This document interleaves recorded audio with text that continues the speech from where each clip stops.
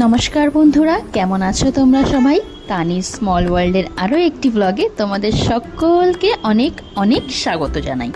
আজকের দিনটা হলো বুধবার। এখন বাজে বিকেল ওই 5:45 নাগাদ। তো ছাদে যাওয়ার সেরকম কোনো ইচ্ছা বা প্ল্যান কোনোটাই ছিল না, কারণ এখন আমার অনেকটাই কাজ ছিল। দুপুরবেলা খাওয়া দাওয়া করে রেস্ট করার পর আমার বিকেলে আজকে তাড়াতাড়ি রান্না করার ব্যাপার ছিল, কারণ আজকে আমার একজনকে গাড়ি শেখাতে যাওয়ার কথা ছিল। যদিও আমি গত 3 দিন ধরে যাচ্ছি, কিন্তু অন্য সময় যাচ্ছিলাম, কিন্তু আজ থেকে সন্ধ্যা 7টার পরে যাব, কারণ বিকেলে গেলে কোনো মাঠই ফাঁকা পাওয়া যাচ্ছে না। সবাই ফুটবল খেলে, কিছু করার নেই, কয়েকটা তো মাঠ বেঁচে আছে। এবার ছেলেগুলো বাচ্চাগুলো ফুটবলটাই বা কোথায় খেলবে? তো খুব অসুবিধার সম্মুখীন হলে ওখানকার কিছু লোকাল লোকেরা বললেন যে আপনারা 7টার পর আসুন, মাঠ পুরো ফাঁকা থাকে, আপনারা আরামসে গাড়ি শিখতে পারবেন। তো আমি তো গাড়ি চালাতে পারি, যতটাই আপনারা জানেন, যতটা তোমরা জানো আর কি। তো ওকে শেখাচ্ছি, একজনকে, আমারই ফ্ল্যাটে থাকে। তো যাই হোক, বিকেলে ছেলের বায়নার জন্য আমাকে শুধু ছাদে যেতে হলো, যেতেই হবে, কারণ আমার একটু রান্নাও ছিল। রান্নাটা না করে গেলে, কারণ ওখানে ওকে গাড়ি শিখিয়ে ডাইরেক্ট আমাকে কার্তিককে আনতে যেতে হবে। তো যাই হোক, একটুখানি ছাদে ঘুরে, ওরও তো মনটা রাখতে হবে, নিয়ে তাড়াতাড়ি এসে আমি পোস্ত বেটে ঝিঙে আলু পোস্ত রান্না করে নিলাম। আর রুটিটা করার ছিল, আটাগুলো রেডি করে নিয়ে চলে গেলাম, কারণ খুব বেশি একটা সময় আর হাতে ছিল না। তো এসে তো আবার একটু জল ঢল ভরা, সন্ধ্যা দেওয়া, ফ্রেশ হওয়া, এগুলোও তো করতে হয়েছে। শুধুই যে তরকারিটা করা, আর তরকারি করতে মিনিমাম তো একটু সময় লাগবেই। তো যাই হোক, আমার সন্ধ্যা দেওয়াও হয়ে গেছিলো, তরকারি করাও হয়ে গেছিলো। তখন বেজে গেছিলো 7:10। খুব তাড়াহুড়ো করেই বেরোলাম, কারণ 7টার সময় ওকে টাইম দিয়েছিলাম, আর আমি সময়ের ভীষণ পাংচুয়াল। আর একটু জামা কাপড়ও কাচার ছিল, বিছানার চাদর ভিজিয়েছিলাম। এখন আমি একটা নতুন ট্রিক শিখেছি, জানো তো বন্ধুরা? সেটা হলো, দিনের বেলা এত গরম লাগে, জামা কাপড় কাচতে খুব কষ্ট হয়, আর সবসময় তো আর মেশিন চালানো হয় না। এর জন্য এখন আমি সন্ধ্যাবেলা করে একটু জামা কাপড় কেচে নিচ্ছি। এভরিডে সন্ধ্যাবেলা আমি জামা কাপড় কাচ্ছি, যাই থাকুক না কেন, সকালে একটু ভিজিয়ে দিচ্ছি। একটু ভিজিয়ে দিলে ময়লাটা খুব তাড়াতাড়ি কেটে যায়, আমি দেখেছি। তাই সকালবেলা ভিজিয়ে দিয়ে সন্ধ্যাবেলাটা ঠান্ডা ঠান্ডার মধ্যে কেচে ফেলছি সব কিছু। দেখছি সত্যি তো খুব শান্তি সন্ধ্যাবেলা জামা কাপড় কাচায়। ব্যাস সেটাই করে যাচ্ছি। আর দেখো, চলে এলাম আমরা গাড়ি শেখাতে। ওর একটা মেয়ে আর আমার ছেলে, দুজনকেই নিয়ে কালকে আমরা গেছিলাম। ওরাও ভীষণ এনজয় করছিল, ফাঁকা মাঠ পেয়েছে, ভীষণভাবে খেলছিল।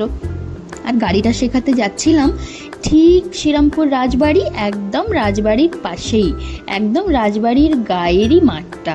ওখানেই পাশে আছে রমেশ হাই স্কুল, আর মাঝখানে হলো সেই মাঠটি। ওই মাঠটিতেই সুন্দরভাবে গাড়ি শেখানো হচ্ছিল, লাইটও জ্বলছিল।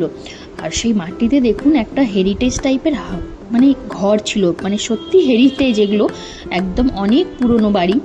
আর ওপরটা দেখে আমি অবাক হলাম, রীতিমতো লাইট জ্বলছে, জামা কাপড় শুকাচ্ছে, তার মানে ওখানে লোক বসবাস করছে। আমার তো দেখে এতটা ভয় করলো যে আমি তো কখনো এরকম থাকতে পারবো না, কারণ আমার তো এই বাড়িগুলো দেখলেই মনে হয় যেন ভুতুরে বাড়ি। তো আমার ভীষণ এইগুলোতে ভয় আর কি। আমি ভীষণ রাতে ভয় পাই, আর এরকম হন্টেড প্লেস, মানে এরকম হেরিটেজ দেখলেই আমার ভয় করে আর কি। যারা থাকছে তারা সত্যিকারের ভীষণ সাহসী। তো দেখো, গাড়ি শেখানো কমপ্লিট হতেই 8:20 বাজতে না বাজতেই কার্তিকের ফোন চলে এলো যে আমি শ্রীরামপুর ফেরিঘাটে উঠে পড়েছি, মানে নামবো এবার।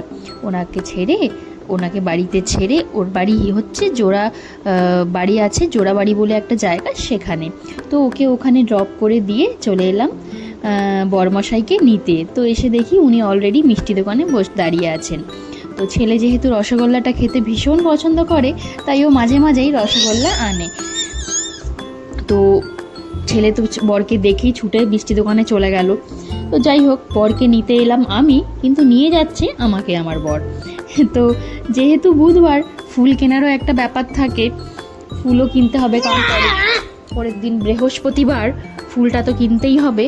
তো সঙ্গে সঙ্গে চলে গেলাম আমরা, ফুল কিনে একটু চাউমিন কিনে আমরা বাড়ি চলে এলাম।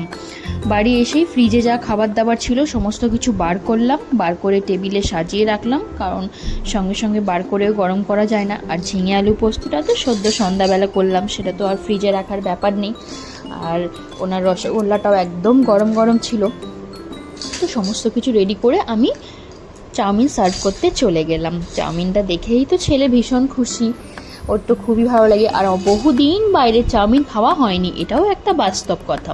বহুদিন আমরা বাইরের চাউমিন খাই না। তো এর জন্য কালকে হঠাৎ করে বর বলল যে একটু নিই না চাউমিন। আমি বললাম নাও, সন্ধ্যাবেলা আমাদেরও কিছু খাওয়া হয়নি, চলো একটু খাই, কি আছে। সেই নিয়ে বসলাম। ছেলের তো দেখে ভীষণ খুশি, ওর ভীষণ কোয়ারিজ হচ্ছে, হাততালি দিচ্ছে, আর টমেটো সসের প্যাকেট দিয়েছে। তো যাই হোক, আর বরমশাই তো এসেই হাঁপিয়ে গেছে, সে তো স্বাভাবিক ব্যাপার, সেক্টর 5 থেকে ডেলি যাতায়াত, মুখের কথা না, যারা যায় তাদেরকে সবাইকে আমার স্যালিউট। তো রাত্রিবেলা দেখো যথারীতি তাড়াতাড়ি চাউমিনটা খেয়ে ডিনারটা 10:30টার মধ্যে আমরা কমপ্লিট করে নিলাম। তারপরেই একটু হেয়ার ম্যাসাজ করে নিলাম আমি অয়েল দিয়ে। হেয়ার ম্যাসাজ করে আমি, কারণ রাত্রিবেলা এমনি তো হেয়ার কেয়ার, স্কিন কেয়ার কিছুই করা হয় না, তো রিসেন্টলি একটু হেয়ার প্রবলেমের জন্য একটা স্প্রে ইউজ করছি, সেই কারণে সেই স্প্রেটা দিতেই হচ্ছে আমাকে ডেলি রাত্রিরে। আর এদিকে বাবা আর ছেলে মিলে খেলা করছে।